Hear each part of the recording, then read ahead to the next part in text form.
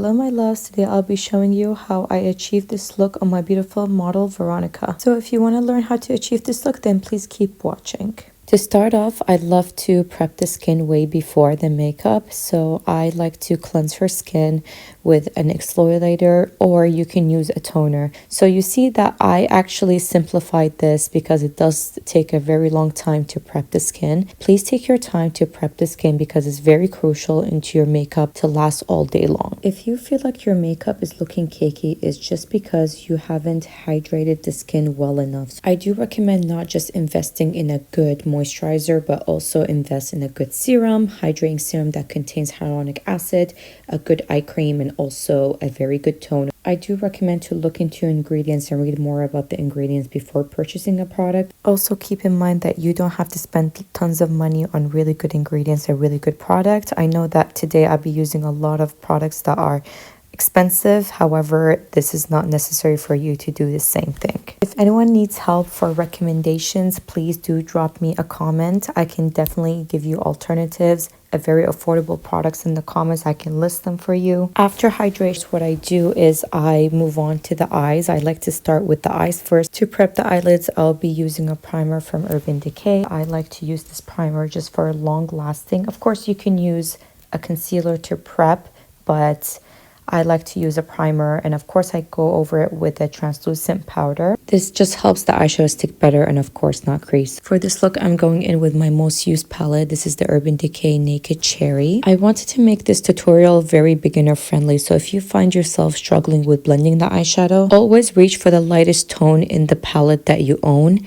Or if you have a bronzer, then just use a bronzer in the crease. In that way, you don't have to worry too much about blending because it's a very neutral tone. Of course, if you reach for more of a deeper shade, it's harder to blend if you are a beginner. So I recommend that you use eyeshadow that is just 2 shades deeper than your skin tone. And also, if you're not really good with blending shimmers, then I recommend using that cream eyeshadow by Tilbury. You can even just like use it with your own fingers and it just blends in beautifully with that transition shade. If you want to add a little bit more shimmer, you can use the Space Cowboy by Urban Decay. This is very beautiful on. Of course, I did use my fingers for just more of like that dimension, that like extra shine. I'm not a big fan of chunky glitter. I like it when it's finely milled. So if you feel like you have a little bit more trouble with the blending, then just go in with an eyeshadow that's just lighter than the transition shade. I want to keep the eyeshadow more on the soft glam side while still adding depth into the waterline. The Inkblot gel liner is the blackest gel liner I've ever used. Keep in mind this look does not need a wing liner. However, I just want to add a wing liner just for the fun of it. Of course, it just adds more drama and it takes it just up a notch by just creating this more of a glamorous look. Now I'm going to be using 2 types of glue just to secure the lashes, and I'm going in with my beautiful Palace of Lashes in the style So 90s. I'll have Veronica curl her lashes. With these lashes, you don't want to add mascara after. You just need to add mascara before putting on the lashes. I will be applying the false lashes off camera, but if you need a tutorial, please drop me a comment. I'll definitely create a more in-depth tutorial on how to apply lashes. So moving on to Complexion, I'm using 2 different types of foundation by Patrick Ta and Giorgio Armani Luminous Silk. These are very dewy,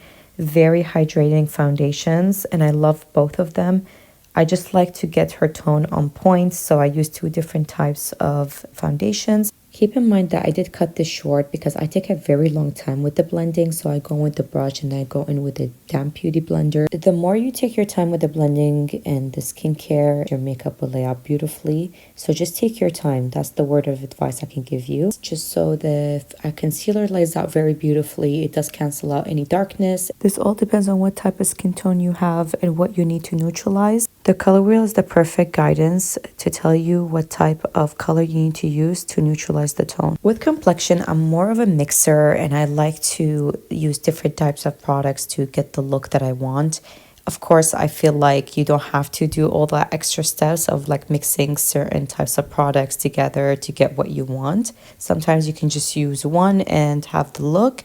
But for me, I just like to work that way. So I really do apologize for using so many products in this video. I started doing makeup when I was a teenager, and I didn't even moisturize my skin before putting on foundation. I didn't even set my skin with powder, so my makeup would crease. Of course, those mistakes are in the past. However, I feel like as an artist, you're always learning. If you're an artist that's just starting out, I do recommend that you reach out to your friends and ask to do their makeup. I still watch a lot of tutorials, and I like to learn even though there are certain things I already know. I like to just learn from different artists, and whatever I feel like is useful, I do take it and I use it. I didn't want to speed up the video just so you can see the blending process. However, I did cut some parts just because the blending process is so long, but I did not speed up the process so you can just see in depth of how I do things. Some artists use a beauty blender just to blend in everything. Some artists just use brushes. For me, I like to use both tools just to achieve the look that I'm going for. If you want to hydrate further and set your makeup, refresh that makeup, then you can go in with MAC Fix Plus. I do think it's a really important step if you want your makeup to last a little bit longer. So definitely recommend it. I'll be using it just right now just so you can see that I did spray her skin and I went in with a cream bronzer.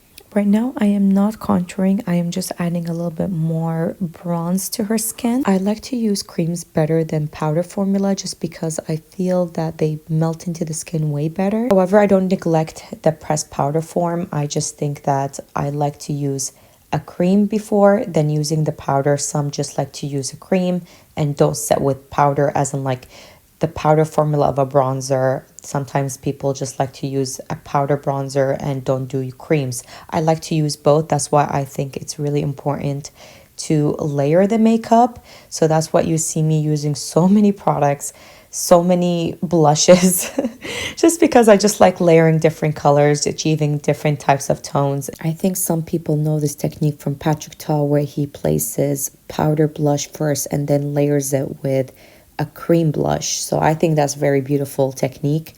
I learned that and I was like, this is amazing. Maybe next time I'll bring a model and I can try this. Most of the time when I'm layering makeup, I do use a powder foundation. Now you ask why I use a powder foundation. I do feel like it just gives more coverage than the powder. And as you saw previously, I did use a pink powder to mix in with my powder foundation. Since I already used a cream pink blush, I do like to blend that all with a powder that is very close in color.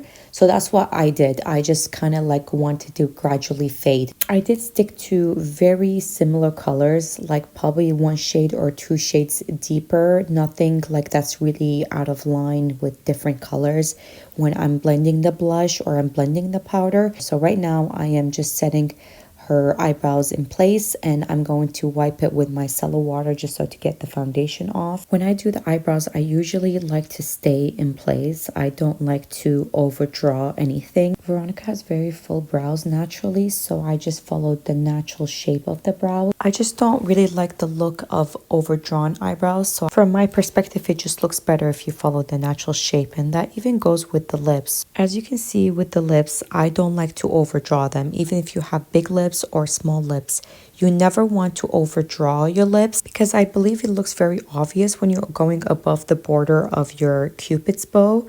So I like to use different types of techniques, as in like adding highlight into the lips, adding gloss. Trust me, it just looks way better when you actually follow the natural cupid's bow and you don't go above it. Of course, this comes down to preference. Some people do like that look, so I'm not stopping you from that look. This is just an opinion. I'm using the famous Pillow Talk by Charlotte Tilbury. I think this is just a classic, but of course use whatever you have at home if you do want to achieve this look. Some people don't even like to use Charlotte Tilbury Pillow Talk because it doesn't suit them. However, if I can recommend one thing, this is my favorite gloss by MAC. I really recommend that you use it. It's called Purr, and I think it suits every skin tone, so do try it out. Even if you have deeper skin tone, it will definitely suit you. Veronica has beautiful beauty marks, so I'm just enhancing them. We are coming to the end of this video, so right now I'm just doing some touch-ups. Just to add a little bit more of an elongated shape to her eyes, I just added a little bit more eyeliner into the tear duct, and I just went in back with the liner just to deepen it. And last but not least, I am going back to contouring. So right now you're kind of confused because I didn't do it with the complexion. Sometimes I can multitask when I'm doing a look because I like to see how it will lay out, and then I can go in with a step that should have been done like when I was doing complexion. But to me, there's no rules with makeup. You can just do it how you like to. If you struggle with contouring, this is definitely a product you can try because it just makes it more simple to use. I would say contouring the nose was the hardest for me when I was learning makeup, so definitely do take your time with it. You will learn if you keep practicing, I promise you, because I used to struggle a lot. To secure the makeup in place, I'm using Urban Decay All Nighter and pressing it into the skin with a beauty blender, and since I don't want the makeup to move, I'm going in with an extra step. To pull this look together, I'm using a sunscreen and I'm mixing it with a body glow just to add that shine to the body, and of course it looks better in person and in pictures. This brings us to the end of this video and the end of this look. Thank you so much for watching, and I hope to see you next time.